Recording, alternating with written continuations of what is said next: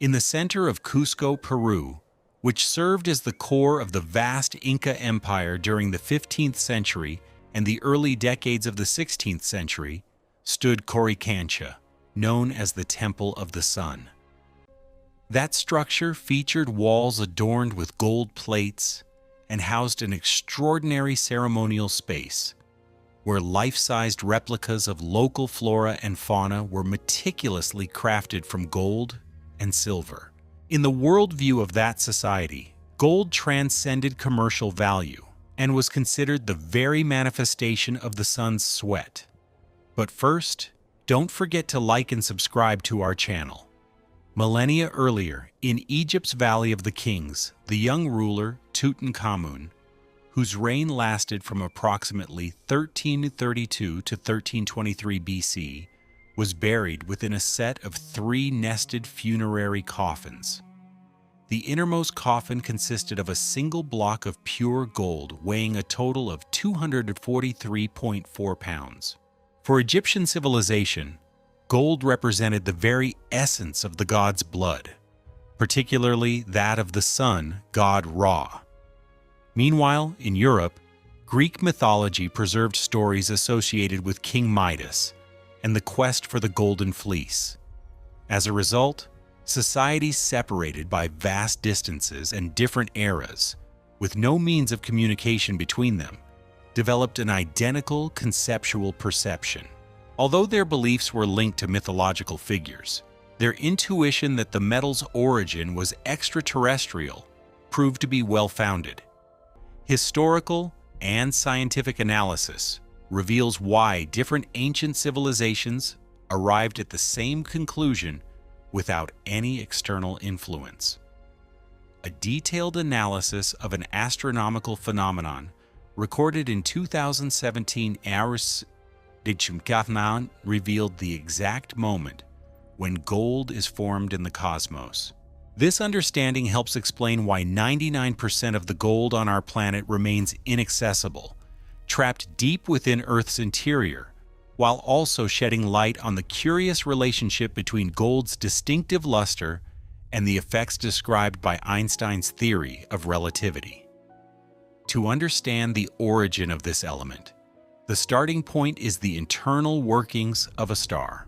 A star exists in a permanent struggle between 2 opposing forces: gravity, which continuously pulls all matter inward in an attempt to collapse it, and the stellar core, which under extreme temperatures and pressures generates nuclear reactions whose force acts in the opposite direction. For most of a star's lifetime, this conflict results in a stable equilibrium. This mechanism of nuclear transformation is called fusion, a process in which smaller atomic nuclei combine to form heavier elements. In this cycle, hydrogen becomes helium, helium is converted into carbon, and carbon in turn produces oxygen. With each new stage that creates a heavier element, an enormous amount of energy is released, providing the outward force that counters gravitational collapse. Stars maintain this progressive process, synthesizing increasingly complex elements, with each stage supplying the fuel needed to sustain the celestial body.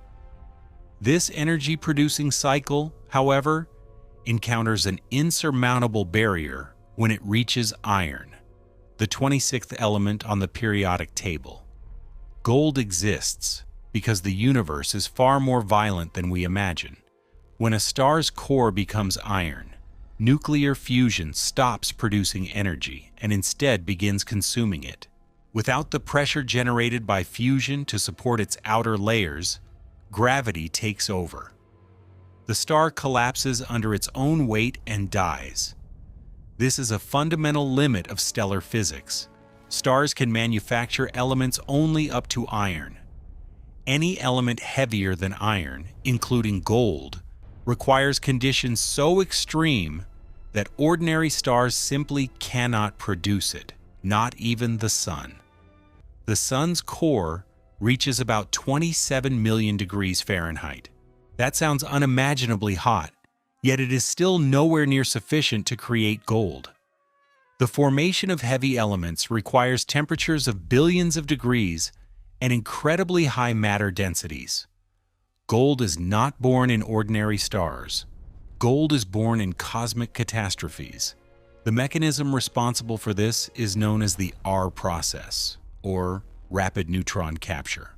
In this process, atomic nuclei are bombarded by enormous quantities of neutrons within such a short period of time that they do not have a chance to decay before transforming into increasingly heavier elements. It is essentially a nuclear factory operating under extreme conditions. But there is a problem. Very few places in the universe contain the quantity of neutrons necessary for this to occur. One of the rare environments capable of creating these conditions is a neutron star. A neutron star is the ultra-dense remnant of a massive star that exploded. It can pack a mass comparable to that of the entire Sun into a sphere only about 10 miles in diameter. A single teaspoon of this material would weigh approximately 1 billion tons on Earth. When two neutron stars spiral toward one another, they accelerate to speeds approaching 1/3 the speed of light. The resulting collision releases more energy in a few seconds than many entire galaxies. At that moment, trillions upon trillions of neutrons are hurled into space, creating the perfect environment for the R process to manufacture vast quantities of heavy elements, including platinum, uranium, and gold. For decades, scientists suspected that this was the primary birthplace of gold in the universe, but direct confirmation was missing. That confirmation finally arrived on August 17, 2017. On that day, gravitational wave observatories detected a signal called GW170887. For the first time in history, humanity observed the collision of two neutron stars in real time. The event occurred in the galaxy NGC 4993, approximately 130 million light-years from Earth. That means the collision actually took place about 130 million years ago, when dinosaurs still ruled our planet. The light and gravitational waves from that explosion traveled across the cosmos for all that time before finally reaching our instruments. The observations confirmed exactly what theoretical models had predicted. Enormous quantities of heavy elements were being produced at that very moment. Estimates indicate that the collision created dozens of times Earth's mass in pure gold. In other words, virtually all the gold found in jewelry, coins, electronics, and bank vaults originated in events so violent that they distort space-time itself. Every gold ring, every necklace, and every nugget extracted from Earth began its journey in an unimaginably powerful cosmic collision that occurred long before the birth of the solar system. Gold was not born on Earth, nor was it born in the Sun. It was born in the explosive death of stars, and it traveled across the universe for billions of years before eventually ending up in our hands. The confirmation came in spectacular fashion. The LIGO and Virgo observatories detected the gravitational waves produced by the collision.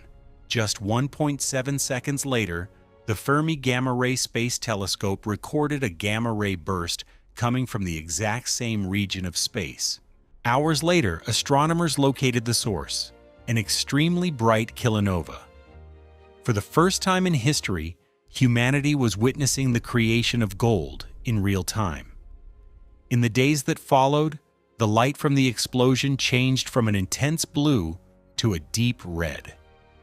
This transformation was not merely a visual spectacle, it was the signature of heavy elements being forged and launched into space.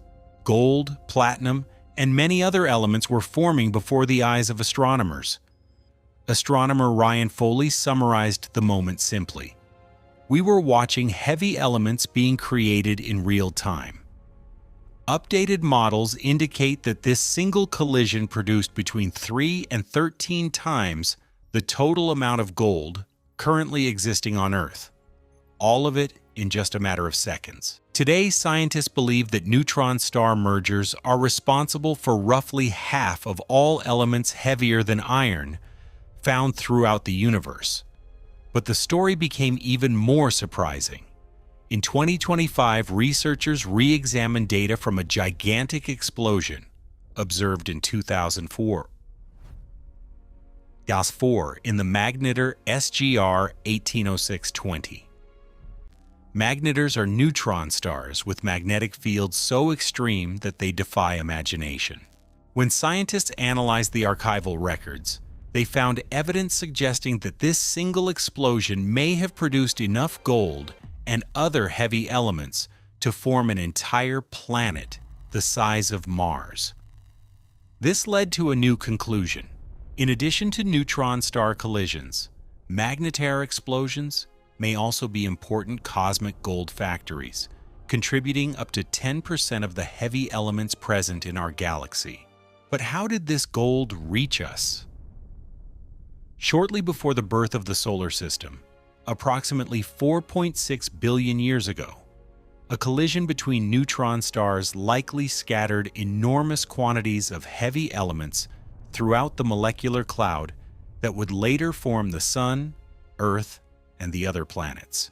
The gold contained in a wedding ring was already drifting through space long before the Sun ignited for the very first time.